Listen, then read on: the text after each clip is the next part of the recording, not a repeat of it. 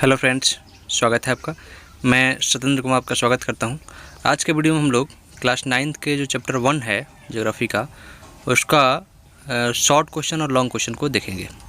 इसके जो objective question है उसको हमने पिछले वीडियो में कवर किया था।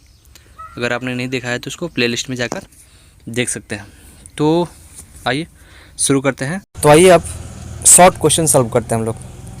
संक्षिप्त प्रश्न को उत्तर देते हैं। तो इसमें पहला क्वेश्चन है कि अरब सागर तथा बंगाल की खाड़ी में स्थित द्वीप समूह के नाम बताइए एवं दक्षिण में कौन कौन से द्वीपीय देश हमारे पड़ोसी हैं। तो इस क्वेश्चन के दो पार्ट हैं। एक पार्ट में आप देख पा रहे हैं कि ये कहा जा रहा है कि अरब सागर तथा बंगाल की खाड़ी में द्वीप समूह का नाम बताना है, और दूसरे पार्ट में द्वीपीय देश जो हमारे पड़ोसी हैं उनको बताना है दक्षिण में। तो पहले होंगे क्वेश्चन के हम लोग पार्ट 1 को, ठीक है, ये पार्ट जो है हमारा कि अरब सागर और बंगाली खाड़ी में स्थित द्वीप को बताना है। उसके बाद हम लोग दूसरा पार्ट देखेंगे। तो इसके लिए हम लोग मैप का सहारा लेंगे। मैप में आते हैं और ये रहा मैप अपना, इसके माध्यम से समझते हैं।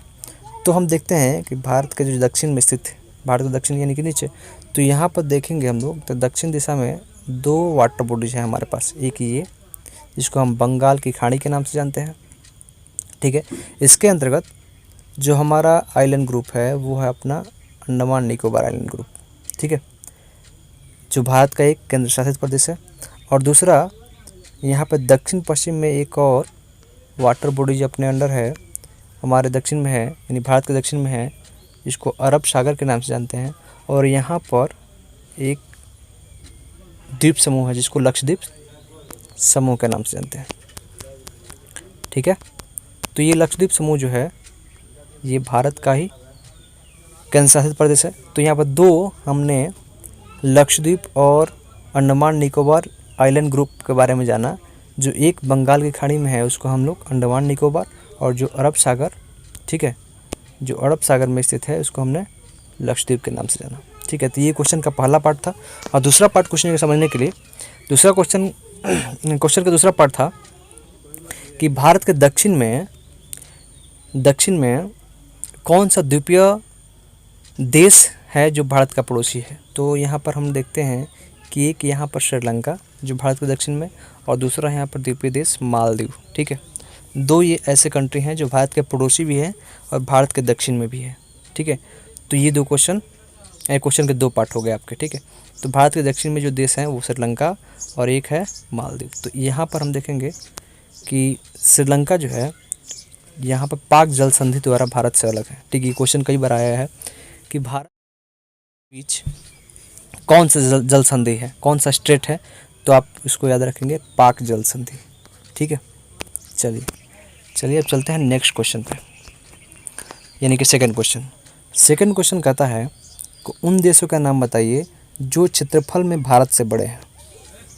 यानी कि भारत से बड़े देशों का नाम बताना है। आपको पता है कि भारत जो है वो क्षेत्रफल के दृष्टि से 7वां बड़ा देश है, यानी कि 7th largest country in the world कौन है? इंडिया है। इससे बड़े 7 देश हैं, यानी कि भारत से बड़े 7 देश हैं। इसको हमने सातों बड़े देशों को मैप के माध्यम से हमने दिखाया है, और उसको हमने वर्ल्ड मैप पे पिछली वीडियो में कवर किया था। यहाँ पर हम लोग सिर्फ देखेंगे कि भारत से बड़े देश कौन कौन से। तो एक चार्ट में चलते हैं हम लोग और इस चार्ट के माध्यम से समझेंगे। चलिए यहाँ पर ये रही, तो इस चार्ट माध्यम से देखिए, यहाँ पर देशों का नाम बताना है जो भारत से बड़े देश हैं, और यहाँ पर भारत, साथ में इधर आपका क्षेत्रफल दिया हुआ है 10 लाख वर्ग किलोमीटर। सबसे जो बड़ा देश है विश्व का वो है आपका रशिया, ठीक है, जो पूरे विश्व के भूभाग का 17.9% भूभाग जो है ये रूस के पास है। सेकंड स्थान पर है हमारा कनाडा, और थर्ड स्थान पर है यूएसए, संयुक्त राज्य अमेरिका। फोर्थ स्थान पर है चाइना, और फिफ्थ स्थान पर है ब्राज़ील। सिक्स्थ स्थान पर है ऑस्ट्रेलिया, और 7वें स्थान पर है भारत। तो यहाँ पर भारत से 6 बड़े जो देश हैं, ठीक है, ये 6 बड़े जो देश हैं भारत से, इनका हमने नाम देखा। अगर इसको मैप के माध्यम से देखना है तो आप पिछला वीडियो देख सकते हैं, जिसमें मैप के माध्यम से हमने कहाँ कहाँ कौन से देश स्थित है, 7 बड़े जो देश हैं उसको हमने समझाने का प्रयास किया था। थर्ड क्वेश्चन है, हमारे उत्तर पश्चिमी, उत्तर तथा उत्तर पूर्वी पड़ोसी देशों का नाम बताना है। 3 दिशाओं का यहाँ पर जिक्र है जिसमें अलग अलग क्षेत्रों का नाम बताना है। ठीक है, थर्ड क्वेश्चन जिसमें उत्तर पश्चिम, उत्तर और उत्तर पूर्वी पड़ोसी देश। ठीक है, नॉर्थ वेस्ट, ठीक है, उसके बाद नॉर्थ और उसके बाद नॉर्थ ईस्ट, ये 3 दिशाओं के पड़ोसी देश हमारे, उनको हम लोग देखते हैं। ठीक है, ठीक है, यहाँ पे तो यहाँ पे देखते हैं, हमें बताना है नॉर्थ वेस्ट, नॉर्थ और नॉर्थ ईस्ट, ये 3 दिशाओं के पड़ोसी देश का नाम बताना है। सबसे पहले नॉर्थ वेस्ट देखते हैं। नॉर्थ वेस्ट यानी कि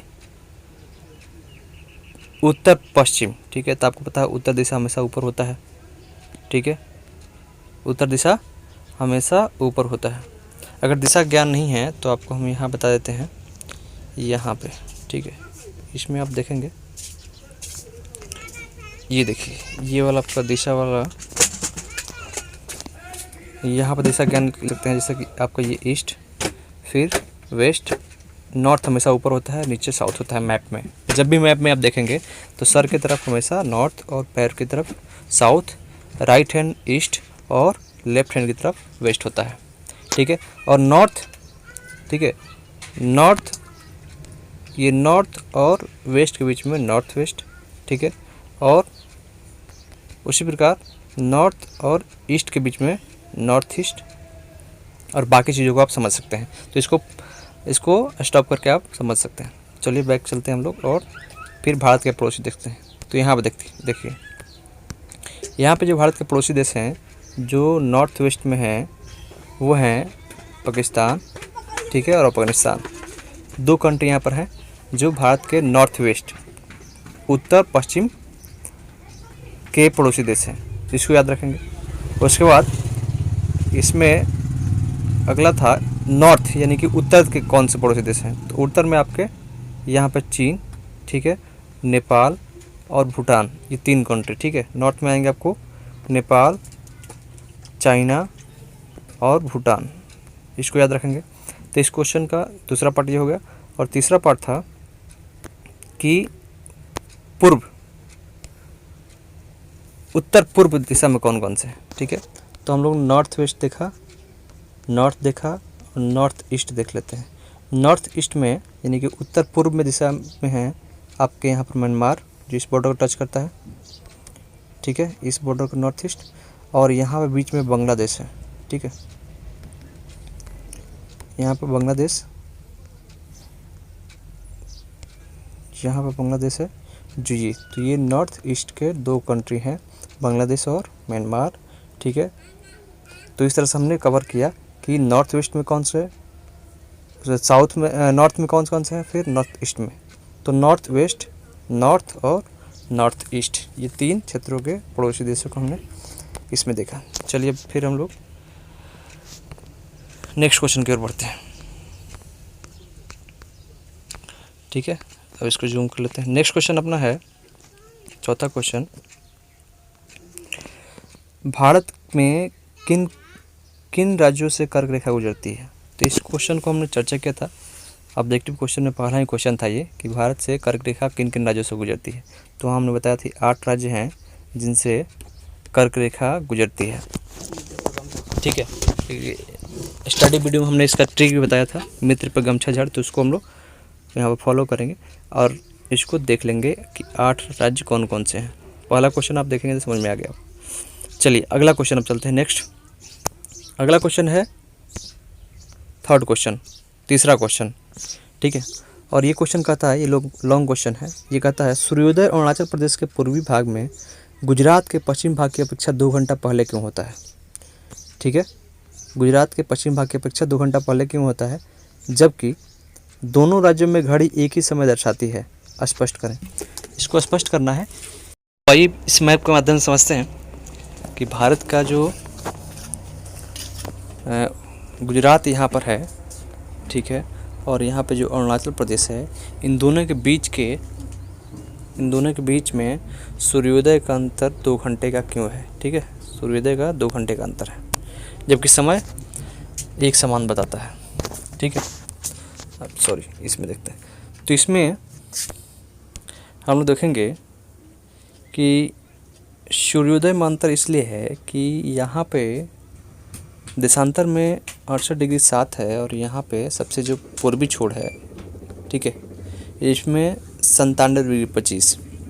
तो इसके बीच का देशांतरीय विस्तार क्या है, कितना अंतर है, तो इसको हम निकाल लेते हैं पहले। तो इसको हम 97 डिग्री 25 मिनट को माइनस करेंगे, ठीक है, 68 डिग्री 25, ठीक है। तो 68 डिग्री 7 होगा ना यहाँ पर 7, ठीक है। तो इसको माइनस करेंगे तो लगभग यहाँ पर 30 अंतर हमें मिलेगा। कितने का मिलेगा, ठीक है। तो हम सभी को पता है सूर्य के प्रकाश को 1 डिग्री पार करने में, ठीक है, 1 डिग्री पार करने में लगभग 4 मिनट का समय लगता है। जैसे सूरज का प्रकाश यहाँ प्रवेश किया पूर्वी छोर पर अरुणाचल प्रदेश में, तो प्रवेश करने के बाद, ठीक है, इसको जैसे जैसे 1 डिग्री पार करेगा उसको 4 मिनट का समय लगता जाएगा। तो उसको यानी सूर्य के प्रकाश को पूर्वी छोर से यहाँ तक पहुँचने में कितना समय लगेगा, तो हमने अभी देखा कि 30 डिग्री का अंतर है, ठीक है, और 1 डिग्री को पार करने में समय लगता है 4 मिनट। 30 डिग्री को हम 4 से मल्टीप्लाई करेंगे तो यहाँ पर हमारा निकल जाएगा 120 मिनट, ठीक है। यानी कि 30 डिग्री को हम 4 मिनट से, तो 30 गुणे 4 120 डिग्री का अंतर।